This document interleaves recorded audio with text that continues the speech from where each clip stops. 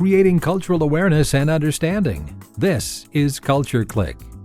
Culture Clique is written and produced by KQAL FM on the campus of Winona State University. Many of us cherish our heritage and our home. What if we were to suddenly lose it all, to flee to an unfamiliar world? Today on Culture Clique, we are joined by author Najib Azad. Najib lived in Afghanistan, where he worked as a spokesman for the former Afghan president. As a result of the ever-growing conflicts in his homeland, he left with his family for the United States, where he has written a memoir about his experiences.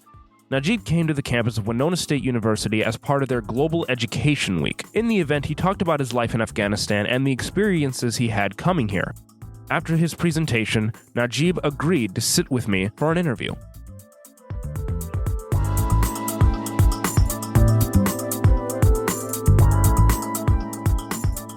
I'm joined here in the studio by Najib. Thank you for doing this interview, Najib. Oh, thank you so much for inviting me. So, about your presentation, obviously, there were some things that I wanted to get into. First things first, what was it like being the former speaker of the former Afghani president? Yeah. Well, it was kind of great job because, I was working for a government called the Republic of Afghanistan, and we were all working for democracy, and we were all working for, we were all fighting for a freedom of speech, and especially my position being a spokesman, it was all with freedom of speech. And then, yes, we were fighting on terrorism. We were fighting not only for Afghanistan, but of course for the international community. The terrorism from Afghanistan threatened every country in the world, even like the Western countries. So being a spokesman, it was very tough at that time, but I enjoyed it. All right. What was getting in the way of you achieving that freedom of speech for everyone? Well, Afghanistan was, I believe, in those days was the only country with completely freedom for speech. I encourage the media outlets, encourage the analysts, the critics, of course, according to the constitution of Afghanistan, they were allowed to critique. They were allowed to point out all the negative things that we were doing or the government was doing, and then we had kind of classes inviting journalists, inviting media outlets, producers, and then we're telling them and promoting them to because. The media, as we believe, it is the fourth power after judiciary and executive and parliament or the houses. It's the media that connect people with the government and connects countries or your country to other countries. So we were encouraging them. Okay, well, in your speech you also mentioned the phrase "citizen of the world." What is that? The war in Afghanistan, war in terrorism, it was not, like I mentioned before, it was not an Afghan war. It was an international war, so we were fighting for the entire world. And the entire world was somehow fighting for everyone, including us. And global citizen or world citizen means we all of us, no matter where, what color, what religion, what language we speak, at the end of the day, we believe in humanity. We do believe in all those conventions or laws, international laws and conventions for human rights, for women's rights, for children's rights, for everyone. And in today's world, especially in the United States is the country that the people from different part of the world came and made this country great, and or made this country at the beginning and now made this country great. So it is a country of everyone. So in that case, we are all the global citizens. We share the same goals. We share the same interests. We have the same rights. And at the end of the day, we have the same liability, which is all about protecting human being on this earth and protecting human rights. All right, and correct me if I'm wrong here, but you did leave Afghanistan. Obviously, you didn't want to, but you were kind of in a situation where you had to, and you do want to go back. What would have to change for you and your family to go back to Afghanistan? What there is now at this point, it's all terrorism. people who are in power, they are still in the United Nations Security Council's listed as terrorists, and they're torturing. They have violated all international laws and conventions. So if they're driven away and kind of political structure that we had in the past, but which was a democratic political structure called the Republic of Afghanistan, Islamic Republic of Afghanistan. If that comes back, I will go as an Afghan American in the future. Yeah, I will go just to serve my people, not only the Afghans and there. Since I said in my presentation last night, that it was the country. It is still the country that the entire world is threatened from that geography, and if we make people educated, if we make people understand their rights and liabilities, accountabilities, responsibilities, and then that threat will come, will be decreased. And for that thing, you have to be enough educated. You have to know the political insight. You have to know the Afghan culture and norms, and then you have to know the international laws, and then you have to be well aware of the international policies, and then of course. You have to be somehow connected with your people in Afghanistan, and that's how I am, and I think I will be a good fit to bring any changes in my country back. And that would be, of course, if whatever today we see in Afghanistan, if we don't see that in future, and then there will be an opportunity for people like me to go back and work. Right, and a large part of your speech and a large part of what you're saying now involves the concept of unity, and the question does beg, several countries, several cultures, religions, whatever, they have vast differences among them. And the thing about unity is, what is that healthy balance to where we can all live in harmony, but also still recognize our differences? Because there is a huge cultural barrier between the U.S. and Afghanistan. Where's that middle ground to where you could say we live completely fine without that barrier getting in the way? Well, I believe the United States or America does not have a culture, but has hundreds of cultures. Even inside the United States, you have people from everywhere. You have different cultures in the United States. You have culture from Middle East. You have culture from South Asia, Central Asia. You have culture from Europe, and even from Europe, you have different cultures. You have Polish culture, you have Irish culture, you have German cultures. So at the end of the day, I believe if you have a single type of flower in a garden or in a garden or in a park, it doesn't look so beautiful. But if you have different types of flowers, different roses or different types of flowers, and that garden looks beautiful. So different cultures, different languages, different norms and traditions, that makes us beautiful.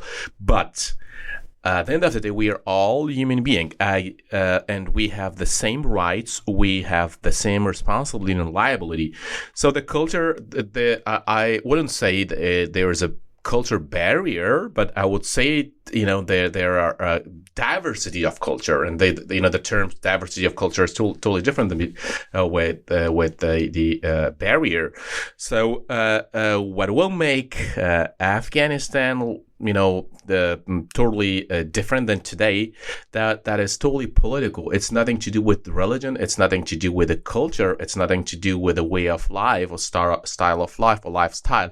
It is all about policies, the policies of big powers, including the United States and other regional and international powers. If they bring changes into their policies toward Afghanistan, we will witness a total different Afghanistan like we had 100 years ago. So it's nothing to do with the culture at all. And that difference of the culture is the beauty, actually, the diversity of cultures. Even in the United States, we have everyone, different believers. We have Muslims, we have Christians, we have Jews in the United States, we have Hindus, we have Buddhists, we have non-believers, and then different cultures, different languages, different colors from different places.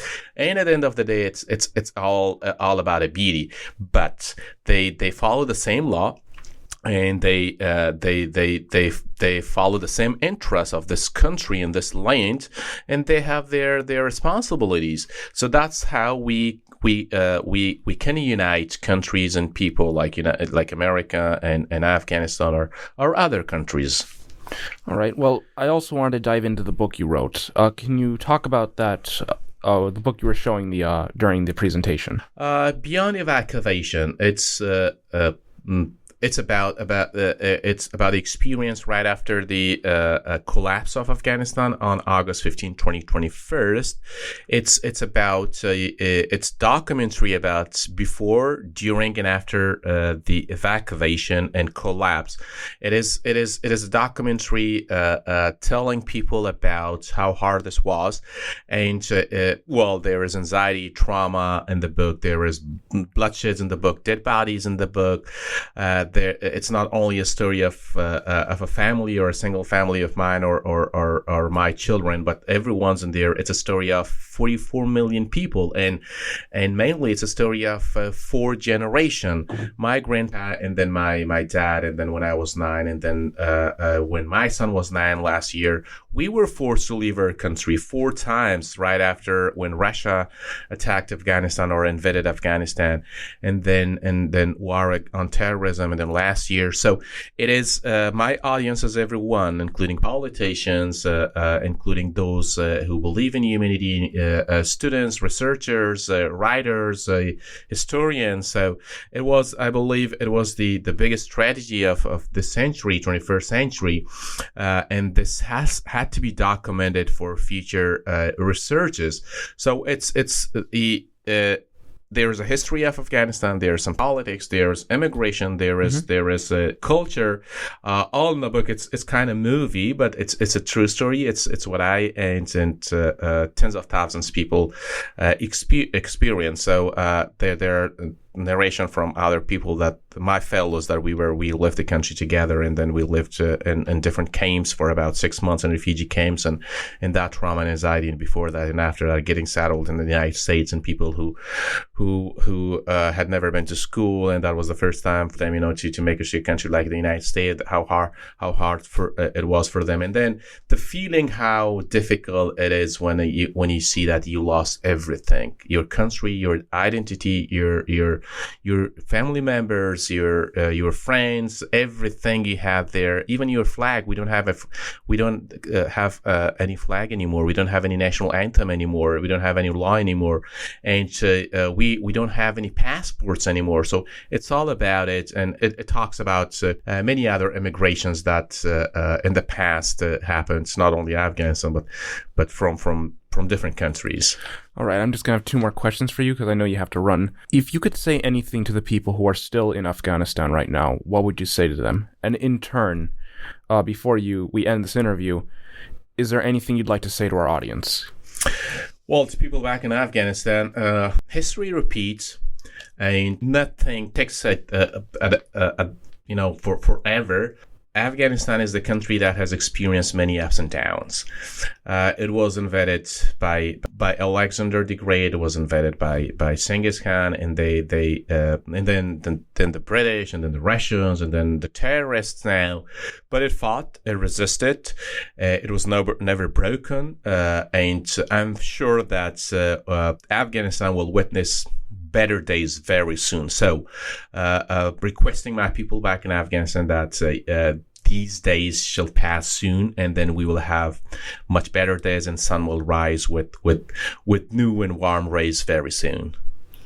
All right, and if you could say anything to our audience right now who are listening, what would you say to them?